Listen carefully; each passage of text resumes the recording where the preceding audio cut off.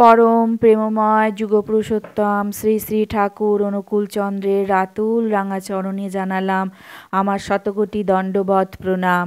আমার ভক্ত প্রাণদাতা ভাই বোন মা সকলকে জানালাম জয় গুরু। আশা করব ঠাকুরের কৃপায় আপনারা সকলে ভালো আছেন, সুস্থ আছেন।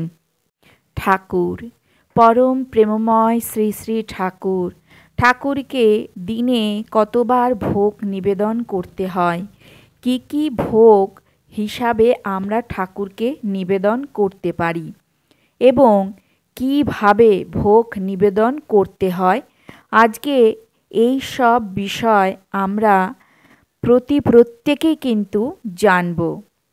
আমাকে একজন দর্শক বন্ধু জানতে চেয়েছেন ঠাকুরকে আমরা কি কি দিয়ে ভোগ দিতে পারি, সে বিষয়ে ভিডিও করে জানাতে। আমি একজন তুচ্ছ মানুষ, আমি যতটুকু জানি সেইটুকুই আপনাদের সামনে তুলে ধরার চেষ্টা করি।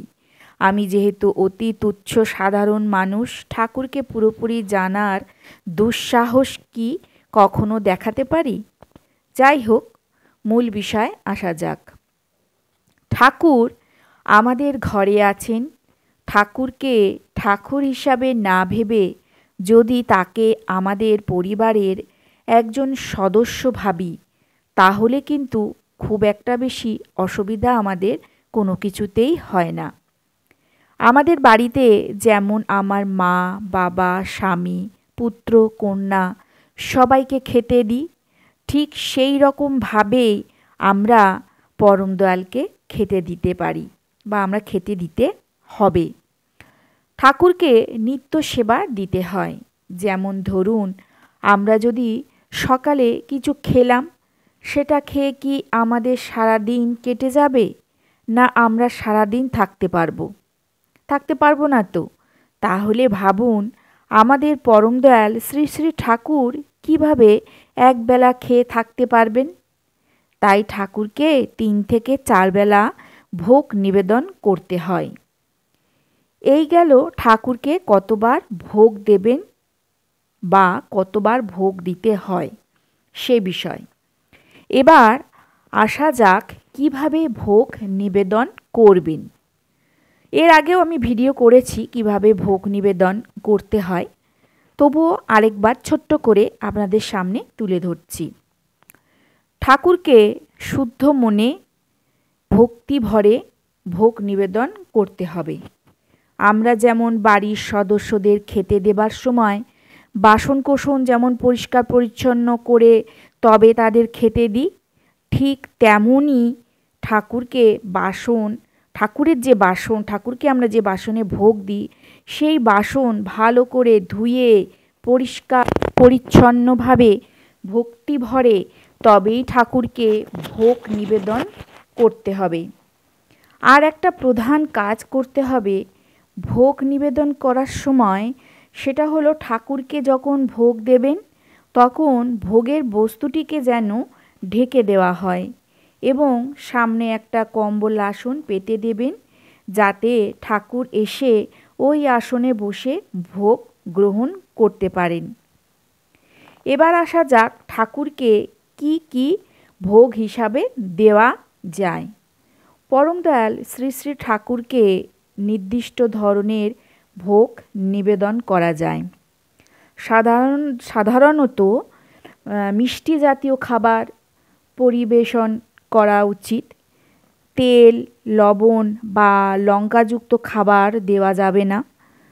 আর ভোগ নিবেদনের সময় গুরু প্রদত্ত দীক্ষা মন্ত্র বা হরে কৃষ্ণ মন্ত্র কমপক্ষে 10 বার জপ করতে হবে এবং ভোগ যখন নিবেদন করবেন তখন অবশ্যই ভক্তি ও শ্রদ্ধা সহকারে ভোগ নিবেদন করা উচিত।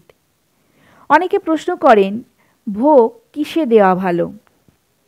কাঁসা বা তামার পাত্রে নিবেদন করা যায়, তবে কিছু কিছু ক্ষেত্রে কলাপাতার ব্যবহারও করা যেতে পারে। ঠাকুরকে ভোগ হিসাবে চিনি, নকুলদানা, ফল, পায়েস, সন্দেশ, বোঁদে বা লাড্ডুর মতন মিষ্টি জাতীয় খাবার ব্যবহার করা যেতে পারে। তবে যে যার সামর্থ্য মতন ভোগ দিতে পারেন। আসল বিষয় হলো ভক্তি আর শ্রদ্ধা। ভক্তি শ্রদ্ধা ভরে সামর্থ্য অনুযায়ী ঠাকুরকে যা দেবেন ঠাকুর তাই গ্রহণ করবেন খুশি মনে, আনন্দ সহকারে। তবে অন্নভোগের ক্ষেত্রে কিছু বিশেষ নিয়মকানুন আছে। আমরা ঠাকুরকে অন্নভোগ নিবেদন কিন্তু করতে পারি না। কেন করতে পারি না? একমাত্র সস্তায়নী, ব্রাহ্মণ এবং সদাচার সম্পন্ন মানুষেরাই ঠাকুরকে অন্নভোগ নিবেদন করতে পারেন। সেক্ষেত্রে অনেক নিয়ম আছে। সেই সব নিয়ম আমরা সঠিকভাবে জানি না, তাই অন্নভোগ আমরা দিতে পারি না। ঠাকুর গুড়ের বাতাসা খেতে কিন্তু বড় ভালোবাসেন, তাই গুড়ের বাতাসা আমরা ভোগ হিসেবে নিবেদন করতে পারি। এছাড়াও আর কি কি দেওয়া যেতে পারে? এছাড়াও ছানা, সুজি আমরা ভোগ হিসাবে ঠাকুরকে নিবেদন করতে পারি। আমার পরম দয়ালকে আমি আমার মনের মতন করে ভোগ নিবেদন করব, তাতেই ঠাকুর সন্তুষ্ট হবেন। ভোগ নিবেদন করার পর ঠাকুরকে বলতে হয়, ঠাকুর তুমি আমায় ক্ষমা করো, আমার নিবেদিত ভোগ তুমি গ্রহণ করো, তোমার ইচ্ছাই আমার মধ্যে পূর্ণ হোক। এইভাবে ঠাকুরের কাছে ক্ষমা প্রার্থনা করে ভোগ নিবেদন করা ভালো। তাহলে আজকের ভিডিওর মধ্যে দিয়ে আপনারা অনেক প্রশ্নের কিন্তু উত্তর পেয়ে গেলেন। কি জানলেন? ঠাকুর কিন্তু কোনো দামি জিনিস ভোগ হিসেবে তার সন্তানদের কাছ থেকে চান না। ঠাকুর তো চান একটু ভালোবাসা, একটু ভক্তি, শ্রদ্ধা। তাই ভালোবেসে ভক্তি ভরে ঠাকুরকে যা দেবেন ঠাকুর তাই খুশি হয়ে গ্রহণ করবেন। তবে ঠাকুরের অনুসারীরা সাধারণত ঠাকুরকে শ্রদ্ধা ও ভক্তি ভরে ফল, মিষ্টি ও অন্যান্য নিরামিষ পদ নিবেদন করে থাকেন।